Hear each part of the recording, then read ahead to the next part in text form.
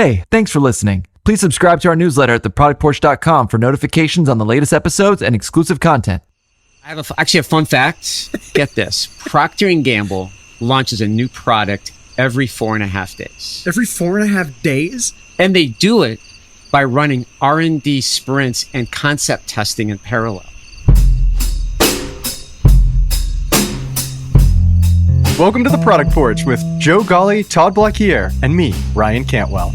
Today, Joe and I explore the differences between hardware and software product management. Are they nuanced or universes apart? Now settle in, folks, because on the Product Porch, every topic is a product topic.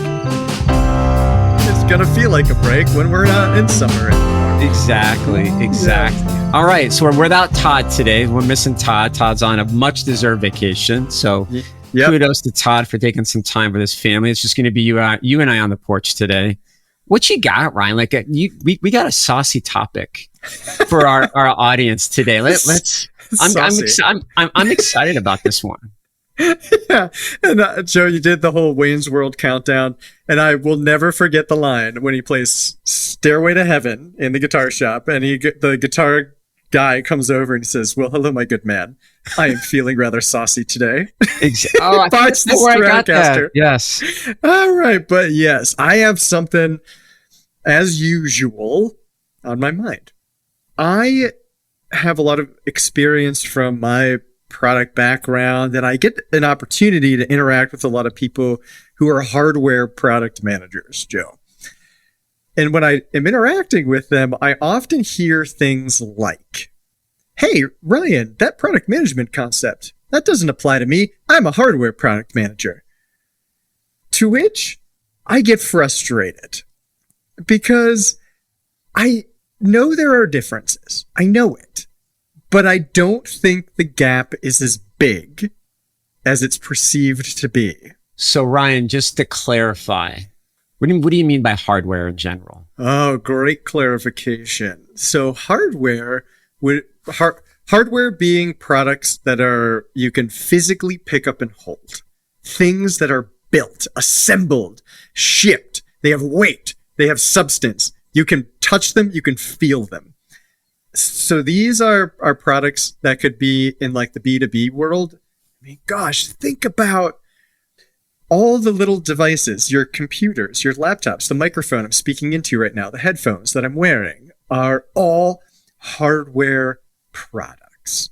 So I worked in the packaging industry for a long time. Think about the bags that all your stuff goes in. That goes into the store and you purchase it. It's even though it was physical flexible packaging. It's like a physical good. Like we could even loop in paint, stains. Oh yeah. Right? It could be a drug, right? It could be something that someone ingests for medical reasons. It could be anything that's, like I think as you said, can be picked up by somebody. Yeah. So I'm going to break it apart into 3 categories, Joe. If we just talk about the big 3 categories of product: hardware, what I just described; software, applications, the things that we're using clicking on our computer; and services. Good. So the things that are not necessarily tangible, like a hardware, but a service supplied in some capacity, right? I think it's just important for our discussion is all 3 of them deliver value in some shape, way, form, or fashion. 100%. It's just how that value gets delivered. Yeah, and I'm sure there's people out there asking like, "Wait a minute, Ryan, you said services are separate, but what about software as a service?" Which is true. So you can still, service is another way to add value. So Joe, I love what you just said. So you can still have a software and add more value by delivering it as a service. There you go. You can also do it in hardware, and I can prove it to you because I've done it. Hardware as a service. I have that experience, which is, I think, pretty cool. So now let's go back to what you were saying before. Why are your friends that are more hardware product managers, why are they skeptical? What's driving their skepticism or their disbelief that product management techniques don't apply in their particular sector or product space? Yeah, so I have opinions, and I'm happy to share them with you. I'm interested in your opinions, too, on this, Joe. Yeah. So I think this is born from a couple things. For starters, modern product management seems to be very Silicon Valley centered, not hardware. So it's primarily Google and Netflix and Adobe and Facebook and all of these software style products have big product teams and thought leaders and people who are putting seemingly more into the product management community, right? They're talking about the things they do and how they do it and the templates and the tools and all that stuff. And I think immediately a hardware person will see that and they react and like, I may have tried it. It didn't work. So therefore it's not for me. So I think another reason is a lot of the concepts that aren't even product management specific, but product development specific. I'm looking at you, Agile. Feel very software. So a hardware person says, in order to bring a product into the world, I've got to pay $500,000 in tooling. It's going to take me 18 months and so many development hours before I could even get the first thing. How can I iterate on that? How can I run sprints? So I think part of that, there's a reaction, right? And then I think it gets broad brushed applied to other things too. Those are my opinions, Joe. What do you think? I think people conflate agile and product when we talk about this. I think they mix the two of them up together. And they may quickly dismiss product management techniques for a physical product because they're thinking, well, we don't need to do stand-ups. We don't need to do, we can't do releases every 2 weeks. And I'm like, wait a minute. We're talking about the delivery side of it. What about the discovery? And I think that gets overlooked in the product management community because the reality is, product management's been around for a long time. I don't remember. I think it was Proctor Gamble. That's right. I think they're the first ones to coin the term product manager. And even I have actually a fun fact that I wanted to share with you. I was really proud of myself. And here's what it is, Ryan. I did some Ryan Cantwell sleuthing today. Get this. Procter & Gamble launches a new product every 4.5 days. Every 4.5 days? Guys and gals, every 4.5 days, physical stuff. And they do it by running R&D sprints and concept testing in parallel. That's the nuance. That's where I think it's in the hardware space, companies like Procter & Gamble, Kimberly-Clark, other companies that are testing different products. I think the way they're applying product management techniques is not in the delivery side. It's on the discovery side. That's where it gets missed. That's actually where I think it becomes more valuable. I'm going to pick on one concept in particular because I hear it probably the most. MVP. Oh, this is good. Okay, so, all right, just to make sure, MVP, what is MVP? Minimum viable product. Okay. So in the software world, in an agile context, you release a minimum viable product, you put it in the world, and you learn from it. And then you take that learning and you put it into the next iteration, and then the next iteration. And in hardware, I hear people say, I can't put an MVP in the world because that product has to be the real deal. And I think there's a misconception here. And I think MVP is being misdefined. It doesn't mean crippled. It doesn't mean deficient in any way. Totally. But this is where I think hardware people get it wrong. Is their organization looks at the product manager and says, all right, product manager, you're going to build an MVP. So the product manager goes along. They try to align an engineering team who wants to put a half-baked thing into the world. They get something that's somewhat working. They put it out there. And then the leadership team pulls the budget or doesn't pull the budget, but maybe just doesn't consider that, no, okay, you're done now. You need to move on to the next thing. It's like, well, you said MVP. I shouldn't be done now. I should be going on to the next iteration. I would agree. I think what's getting missed is understanding the nuance of product management. It's like, I think I look at it like you have a toolbox and you're just going to use different tools for different products. And so the tools you would use for a hardware product are going to be different than the tools you would use for a software product. Oh, interesting. So what does transfer between the two, Joe? All right. I like what you're just saying. So what I think transfers is this concept of prototyping or prototyping, right? Where we focus on building the right it versus building it right. Before you go making any kind of investment, whether that investment is a physical goods investment or a technical investment in software, you're getting in front of customers or your users and you're showing them a prototype, right? Maybe it's an ad for a potential product that you're thinking about, or maybe you're using a 3D printer to print out a prototype of a physical product you may get in the hands of a consumer. I think that's really that's the core transferable component or technique that has that commonality between hardware and software product management is before you go make an investment, let's make sure we're building the right it. Okay. So I'm going to break it down to the basics first. When I say what does transfer, start with customer understanding. It's like, yeah, all right, do discovery. It's not going to change. Like, go through the motions of defining outcomes, bring those insights back to the organization. I think that's what makes product people, regardless of the product that you're serving, right? Yep. And actually, this is good because I want to ask the question, what do software product managers miss that hardware product managers do really well? And I think because there's so much risk in cost with the hardware product managers, I think hardware product managers, the really good ones, do a really good job of making sure they have a lot of customer data and input before they're going out and making an investment. I think sometimes software product managers, I don't want to say get lazy, but they shortcut it. They say, well, I can just deliver something and get quick feedback, right? Whereas the hardware product manager, they probably done a fair amount of research ahead of time because there's no, I hate to say it, there is no going back. There is no turning back when you're making that kind of investment from a hardware product. When you say there's no going back, you can always... But the risk is higher, right? The risk is higher.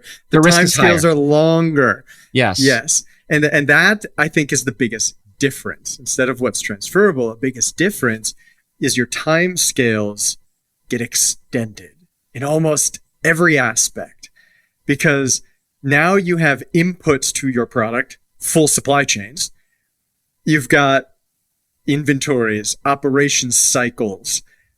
Product life cycles are often much longer. Development cycles, much longer as you go through these things.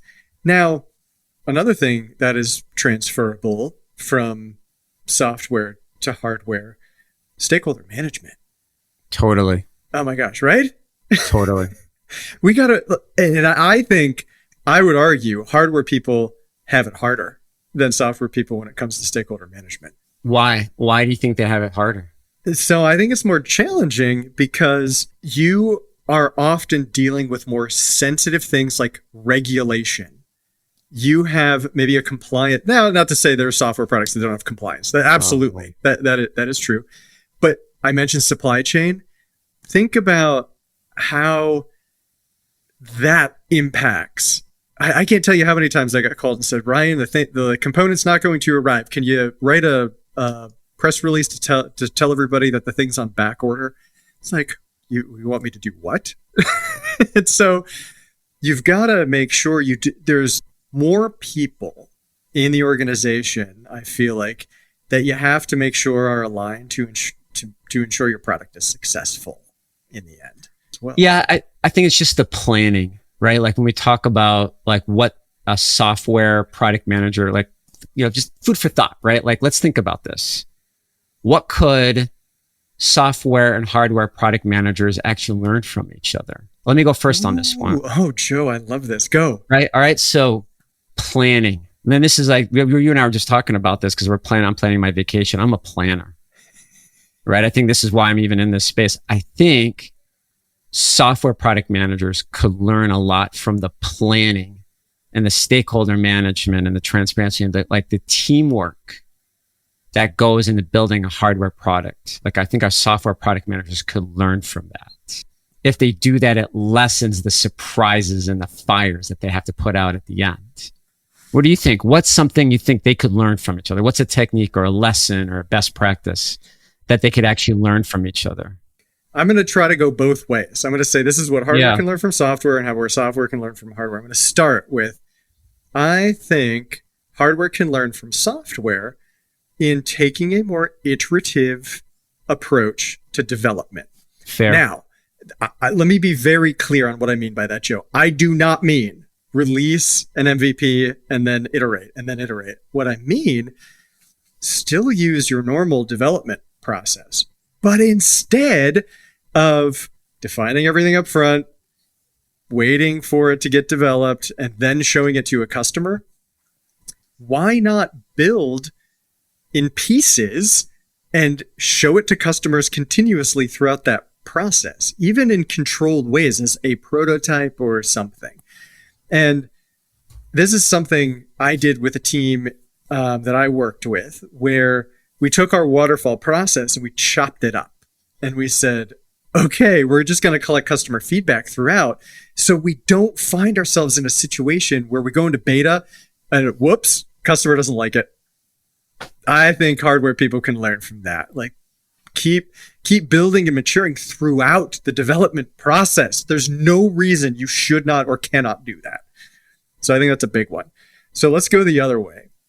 What software people can learn from hardware people, I'm going to reference, this is going to be similar to what you were just talking about, Joe, and I think it comes down to being a little more cautious up front, instead of perhaps, I know it feels like conventional wisdom for software people of like, move fast and break things. Let's just keep go. We might be able to learn from hardware people of, hey, let's take a look at what are the risks before I make a decision, and then pick maybe a path that might be a little more measured than perhaps just running wild and truly breaking things and learning from them. So maybe that's just the conservatism or the hardware in me. Yeah, no. That does that, I like it. So I want to put a bow on this. So I have two more learnings. What can a software product manager teach a hardware product manager? Constant competitive and market analysis. Oh. I think software product managers are a little bit better at doing that than our friends in hardware. I would agree with you, Joe, because it's easy to get complacent, right? Like, ours don't change that often. You're like, oh, it's kind of like set it and forget it. And then I don't need to check. It's like, I don't need to check and make sure, is this still viable? Is this still viable? Because you can still, even with a physical product, even though it'll still cost money, it'll cost you less money if you pull it early and you realize you have a dud than it is to go out and do a market launch and then invest more money into something that is a dud. Like, I think that is, people forget that, especially in the hardware space, right? On the flip side of it, something like 45% of physical products fail because of lack of marketing or poor understanding. I think there's a higher failure rate with software. I think the failure rate is higher. And so I think what the hardware product manager could teach the software product manager is understanding the needs of the customer, problem exploration. Even though we talk about it in a previous podcast and we say, well, it maybe is not as critical as we thought it was, but understanding the customer journey, watching them, working and collaborating with your user experience folks, understanding the pain points. I think there's more of a disciplined approach with hardware products than there are with digital or software products. I think they could learn from their brethren from that perspective. All right, Joe, I want to play a game. You want to play another game? I like games. All right. So here's the game I want to play with you. I want you to tell me if you think this is a myth or reality. Okay. Between software and hardware product management. So I'm going to give you a few scenarios, and I want you to, and also show your work instead of just giving me an answer. Oh, okay. Here we go. All right. So the first one I have is iteration on hardware products is just as quick and risk-free as with software products. Myth or reality? Well, with hardware products, you're tied to more dependencies. And in many cases, you can't necessarily deliver a half-baked product or something that is incomplete. Your customers' expectations are that you're going to deliver something that's going to be of value. I think it's harder to do that. It's hard to do that iteratively unless you have like super crazy manufacturing turnaround that you can afford to do that. And for those who are listening to this, Ryan is laughing at me because I know he's got something up his sleeve. So Ryan, I do not. I'm all right. I thought you're like, oh, I got one. I got a zinger for Joe. I'm gonna catch him off his heels. What? You're grinning. Why are you grinning like a Cheshire cat? Tell me why you're grinning. No, because I completely agree. Because iteration on hardware products, it's not just as quick and risk-free as software products. In fact, it is much riskier. Totally. Because you've got tooling. We mentioned supply chains. You've got an operations department to spin up, and lots of things that are more expensive is probably the main problem, right? That if you get it wrong, it's going to be costly. Okay, how about this one? Okay. A hardware product manager can safely skip learning the technical details as long as they understand the market and the users. I think it's a reality.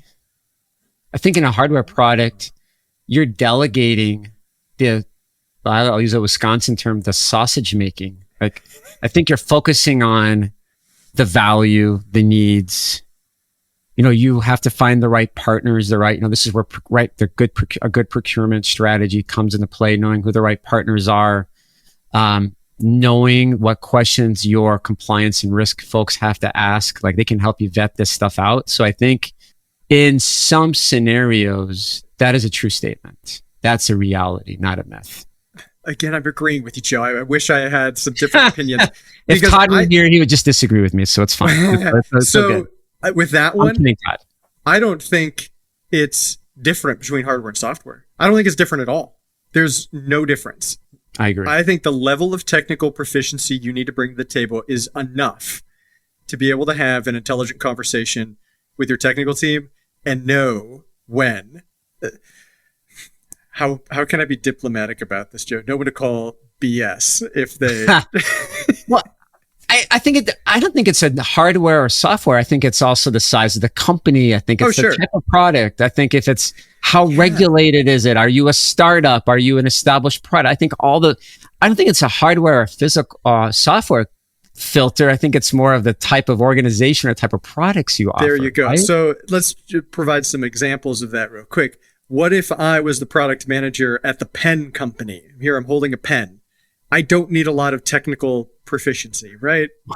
Correct. Yeah. But what if I was a product manager for a MRI machine? I was just thinking about that. Yeah. I might need to know how that technology works fundamentally. Yep. So I know what to listen for, what to look out for when I'm interacting with customers, when I'm interacting with my technical team, when I'm talking to the sales team and listening for needs, like those sort of things, right? Totally. You got to be able to speak to being able to speak to your customers. They're going to expect a higher degree of technical proficiency than they would if you're talking about pens. Right. And let's use, Todd's not here, but he's going to get honorable mention in the episode. I mean, he works for a company that does hospice care, like drug deliveries, right? To make sure people are cared for. And he's got to know how that ecosystem works, which can be incredibly complex. Totally. And again, it's not a hardware or software. It's just the type of company, type of industry that he's in. Exactly. All right. So I got a couple more for you, Joe. All right, let's do it. Once a hardware product ships, it's impossible or nearly impossible to iterate or improve it. Myth or reality? I'm going to say myth, because if you have the right vision for that hardware product, that vision could include the ability to scale or adjust the product. Let me give you an example. Generac, company I used to work for, they bought Ecobee. So you used to have two different products. You had the generator outside, and then you had the thermostat. When they bought the company, they were able to merge the technologies into one, right? That didn't require me to buy a new generator or buy a new thermostat. They were able to embed software into the hardware product that allowed it to create this ecosystem of data that they're trying to gather that then they were able to use outside of, with different power generation companies. So I think a lot of companies can adjust and iterate their products if they have the right vision and knowing like, okay, when that MVP goes out, there's a software component that will allow me to allow different configurations. Like Tesla, I think is a perfect example of that, right? It's a car, but then you can buy different add-ons. You can adjust what tools and features and bells and whistles you want. But Joe, what if I make a wrench? A wrench. Well, again, this goes back to what we just talked about, right? It depends on the product. It depends on the product. So this one, I'm going to call it reality. Once you put something in the world, because I have gone through cycles, Joe, where we had whole production lots released and we needed to make an update. And the effort that had to go in to changing, finding all of the things that were out in the world and then making the updates to them. Because they were true physical updates. They weren't just over the air or something like that. No, I do agree. When you have the marriage of software, hardware, firmware needs an honorable mention. We don't talk about it enough. So totally. And you maybe can change some of those things. And we had a running joke, Joe, you might appreciate this given you've been in the hardware world. We would always, in the engineering meeting when something was going wrong, we'd look at the firmware guy and say, firmware can fix that, right? Even if we knew it wasn't possible. Because it's painful. It's painful. All right, more myths. Any more myths? You got another one? We're going to do one more. Are you ready for one more? All right. Yeah, do it. Investing heavily upfront is just part of the game in hardware. There's no lean way around it. The reality is the risk. It's hard. We were just talking about this. It's hard to go back. It's costly to go back. So in a hardware product, you have to be disciplined. You have to be very disciplined in your customer discovery. You've got to understand the needs of your user. You've got to watch them use your existing products. You got to understand where they're falling short, where their pain points are. So that way, when you're going to identify what to build, you've got a higher probability. You're cashing your risk ahead of time. So that way, you have a higher probability of success when you go to market. I say it's a myth. Why do you say it's a myth? Because, and actually you're contradicting yourself a little bit, Joe. Maybe you're not. Because I think here, when we're looking at this, there are creative approaches to reducing risk and cost before we get to manufacturing, like at full scale. So we can do 3D printed models. We can do paper mock-ups. We can maybe show them bits and pieces throughout a development process. So you actually can de-risk it. I think it is a myth to say we have to apply every penny once the day the business case is approved, and then it will become a reality 18 to 24 months later. So maybe I'm drawing hard lines there that you weren't seeing, but that's fair. I mean that this is a conversation. So all right, I can get behind that. I see where you're coming from on that. Let me ask you this. And I think we'll do this and then we'll wrap up. We've talked about the challenges between hardware product management and software product management. Mm-hmm. Is the real challenge the product type or the org structure that supports it? Oh, Joe, what a good question. Is the real challenge the product type or the organization? And I'm going to say neither. How's that? You're going to say neither? Neither. I think the real problem is the infrastructure that's required to develop and to support and to manufacture and keep sustaining a hardware product. It's the infrastructure that's required to do that. Tremendous. I think it's and the organization.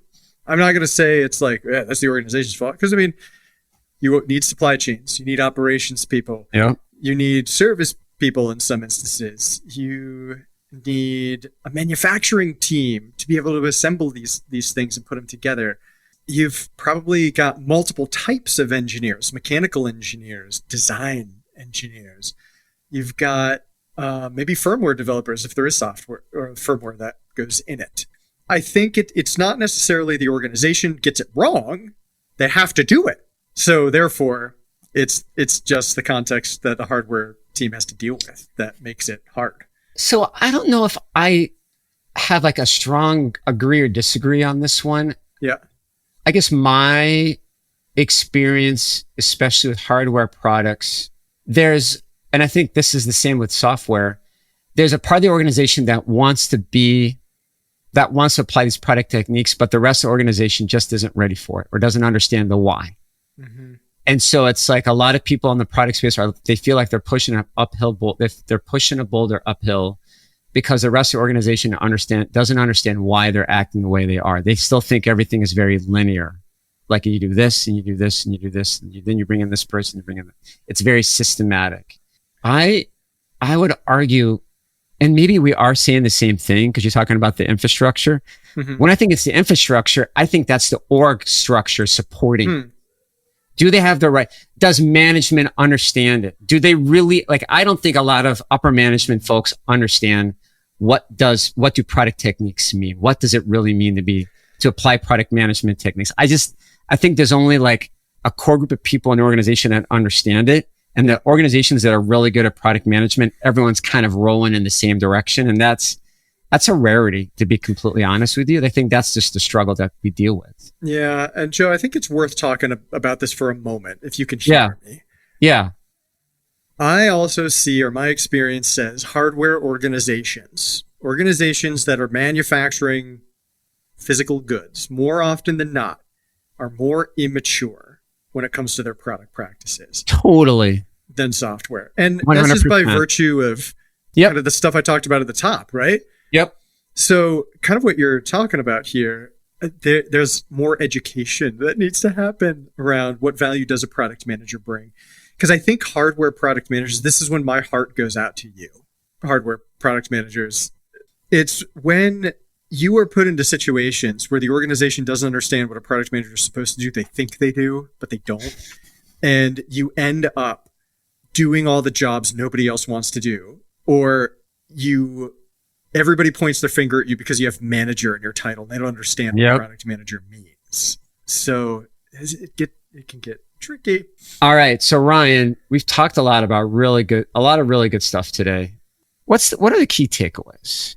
I'll go first if you don't mind. Yeah. But I want to remember and keep reminding myself, hardware and software people aren't that different.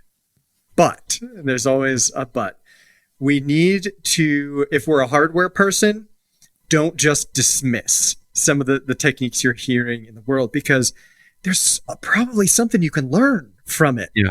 And maybe you won't apply it exactly, but hey, why not? Figure out why it worked for them, what bits and pieces you can take out and make it work for you. And that open-mindedness is going to be super important for everybody. And I guess it goes the other way too. Software people, if you hear of a hardware person, they're not real product managers. Of course they are. You might be able to learn something from them. Actually, I really like that last comment you made, because we learn, at least for me, I learn a lot just by talking to other people and hearing their experiences. And I think this is where, building your product posse, I think I'll give a shout out to Rena Alexan from Product Side on this one. She coined the phrase your personal board of directors.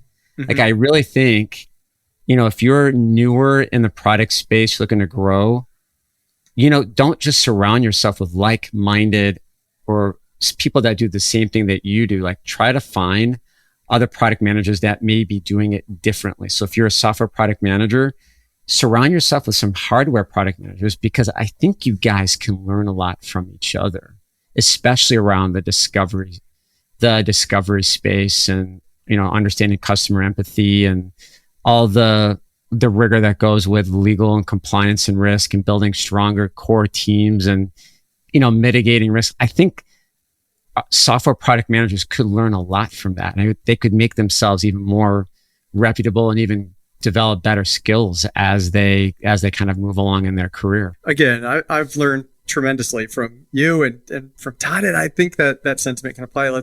Let's go make product friends. It doesn't matter if we're hardware, software, or services for that matter. I like that. Let's go. Let me turn that into a bumper sticker. Let's go make more product friends. It doesn't matter if we have hardware or software. I'm serious. Go hug a product manager. Like find your next. Go hug a hardware product manager. Go hug a hardware product manager. That's so go give funny. them a hug. They probably need a hug, right? They need a hug. They need a hug. All right, Joe. Well, this was fun as always. Absolutely, Todd. We miss you. We'll catch you on the next episode. Otherwise, Ryan, try to enjoy the rest of your summer. I'm gonna try to do the same. I'm gonna go chug some sweet tea right now and enjoy the rest of my summer night. All right, brother. Have a good night. All right, take it easy. Stay out of trouble. See you, Joe. Peace out.